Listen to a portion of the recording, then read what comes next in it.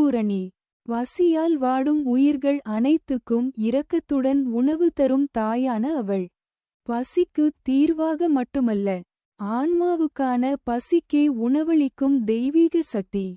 ஒரு நாள் பரமேஸ்வரர் கூறினார், இந்த உலகம் மாயை, உணவே இல்லை. அன்னை பார்வதி உணவின் சக்தியை உணர வைக்க அன்னபூரணி என்ற வடிவம் எடுத்தாள்.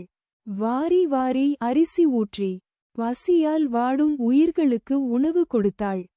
அன்னையின் கருணையை பார்த்த சிவன் தாழ்ந்து நின்றார். அவளிடம் பிச்சை கேட்டார். அவ்வளவுதான், உணவின்றி இறைமையும் இல்லை என்பதை உலகிற்கு உணர்த்தினார். தானத்தில் சிறந்த தானம் அன்னதானம். அன்னத்தை வீணடிக்க கூடாது. உணவு தரும் தாய் அவள் அன்னபூரணி. அவள் அருள்.